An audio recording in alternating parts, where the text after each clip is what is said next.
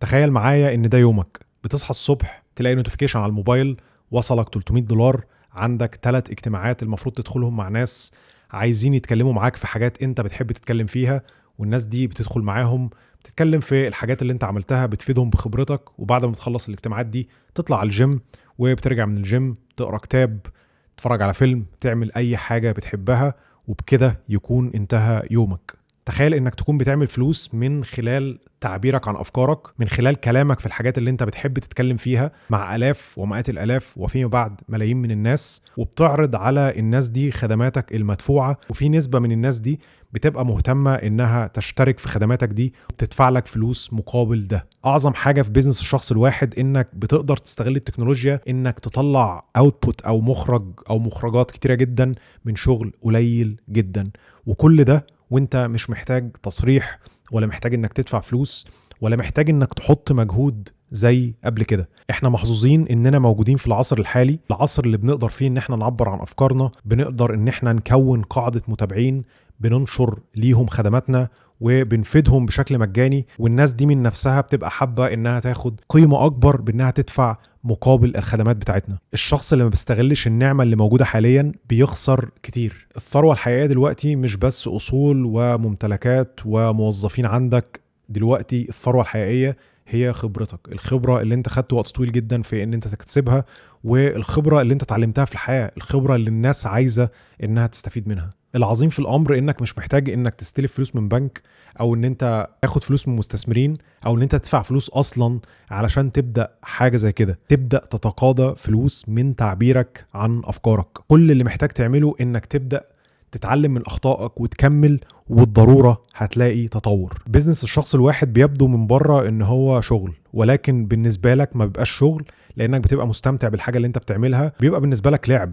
هتوصل لمرحلة انك مستمتع بالحاجة اللي انت بتعملها ومش حاسس بالوقت وهو بيمر، وهي دي تقريبا اعظم حاجة، يعني تكون بتعمل الحاجة اللي انت بتحبها وبتكسب منها فلوس. وخليني اوضح حاجة، بيزنس الشخص الواحد مش معناه ان انت بتعمل كل حاجة لوحدك، ولكن انت بتبقى صاحب البيزنس ده. ولما بتكون محتاج حد يعمل لك حاجة معينة بتجيبه كمتعاقد بيعمل لك الشيء ده وخلاص. ما يبقاش عندك موظفين بدوام كامل، انت بتخلص الشغلانة اللي انت محتاجها مع الشخص وانتهى الامر. فانت مش بتبقى متبع المفهوم الرئيسي بتاع الشركة ان انت بيبقى عندك اوراق وعندك سجل تجاري وموظفين برواتب، وانت مسؤول عن مجموعة موظفين وبتبقى مضطر ان انت تدربهم وتتابع شغلهم والكلام ده. الموضوع ده كان زمان. الموضوع في بيزنس الشخص الواحد مختلف شوية. انت بتتعلم من اكتشاف نفسك كشخص، بتدخل نفسك في حاجات انت مش عارفها، بتدخل تجاه المجهول وبتعرف اكتر عن نفسك. بتلاقي الرحلة نفسها فيها مغامرة، انت مش عارف الخطوة اللي جاية ايه، وده اللي بيدي الحياة معنى. الوظيفة بتبقى عارف الخطوات اللي انت محتاج ان انت تمر بيها، المهام اللي انت المفروض تعملها عشان تترقى للمسمى الوظيفي بعد كده، بتبقى عارف اللي هيحصل بكرة وبعده، وعارف هتقبض كام الشهر الجاي. بيزنس الشخص الواحد مختلف تماما، وبيديلك شغف، وزي ما قلت بيضيف نوع من المغامرة في يومك وفي حياتك، بيخلي الحياة نفسها ليها معنى. واي شخص دخل في موضوع البيزنس اونلاين فاهم الكلام ده كويس. طيب خلينا نتكلم بشكل عملي شوية. هتبدأ تعمل الموضوع ده ازاي؟ يعني هبدأ بيزنس الشخص الواحد ده ازاي؟ بيزنس الشخص الواحد عبارة عن ارتباط كذا حاجة مع بعضها. انت كويس في ايه؟ بتحب تعمل ايه؟ الناس مستعدة انها تدفع لك مقابل ايه؟ قدرتك على تحديد 3 حاجات دول هيعرفوك انت محتاج تبدأ بيزنس في ايه بالظبط. وعلى فكرة بتاخد وقت على بال ما تعرف ال3 حاجات دول. في ناس بتقعد سنة وسنتين على بال ما تعرف الموضوع ده، في ناس بتبدأ اصلا، وده يفضل انت تعمل كده، ان انت تبدأ بأي شكل لحد ما بتكتشف نفسك زي ما قلت، وبتعرف انت جيد في ايه وحابب بالظبط والناس مستعدة تدفع لك في ايه. بعد ما بتعرف ناتج ال3 أسئلة دول، في حاجة معينة هتقدر ان انت توصل ليها. في جزء من البرنامج بتاعنا اللي هو اكسبرت تو بيزنس هسيبه لكم تحت بشكل مجاني، ادخل اتفرج عليه، هيوضح لك الصورة بشكل كبير. اول ما تلاقي الشيء اللي انت حابب ان انت تكمل فيه، ساعتها بتعمل باكج او بتغلف الشيء ده في اوفر او خدمة بتقدمها للناس، بتحل مشكلة كبيرة عندهم. قد تكون مشكلة طلاق مثلا، مشكلة سقوط في امتحان معين، مشكلة الخروج من دولة معينة زي الهجرة مثلا، مشكلة عند الناس تعباها مش قادرة تعيش من غير ما تحل المشكلة دي. فانت بتعمل لهم باكج للحل بتاع المشكلة ده في اوفر او عرض او خدمة.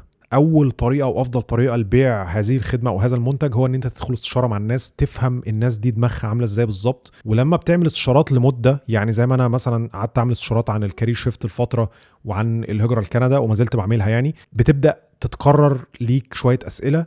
الاسئله دي بتلاقيها بتجيلك بشكل كتير، يعني بشكل مستمر.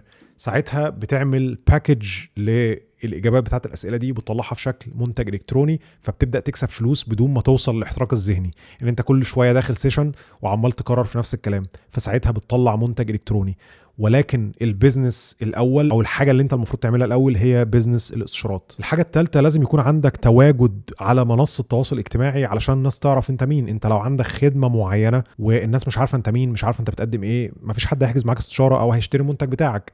فانت لازم تظهر بشكل مباشر للناس، والناس دي تشوف وشك، وتتعلم كوبي رايتنج او كتابه اعلانيه تقنع الناس دي ان انت قادر تفيدهم، وان هم هيستفيدوا استفاده كبيره جدا من المنتج اللي انت بتقدمه. الخطوه الرابعه، بيزنس الشخص الواحد بيتطلب من الشخص ان هو يكون عنده روتين، يكون عنده جدول يومي بينشر محتوى بشكل مستمر، لانك لازم تقعد تجذب عملاء بشكل مستمر. الناس مش هتشتري منك من اول مره، فلازم يكون عندك خطه لجدولة المحتوى. عندك محتوى بتنشره كل يوم، عندك محتوى بتنشره كل اسبوع، ومستمر في هذه العملية. بتصمم جدول بيخليك ان انت بتستمتع بالشغل اللي انت بتعمله. بتقعد تكتب، مش بتحس بنفسك. بتقعد تصور فيديو زي ما بصور دلوقتي، ما بتحسش بالوقت. ابني الروتين اللي انت هتحبه، الروتين اللي يبدو للناس من بره ان هو شغل، ولكن يبدو ليك ان هو لعب. العالم اتغير، وهتخسر لو قعدت تفكر بتفكير 2010 ان انت تتعلم مهارة تروح تشتغل في شركة والشركة دي تدي لك مرتب معين.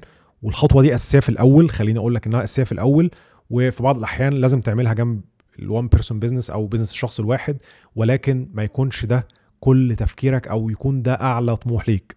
ده تفكير 2010، وما ينفعش ان انت تفكر بطريقة والدي ووالدك. لو حسيت ان الفيديو ده نور لك حاجة في دماغك وعينيك برقت كده وحسيت ان الكلام عجبك، املأ الشيت التاني اللي هحطه في الديسكريبشن تحت. اكتب لي الاجابات على كل سؤال، انا هقراها بشكل شخصي وحاول ان انا اساعدك.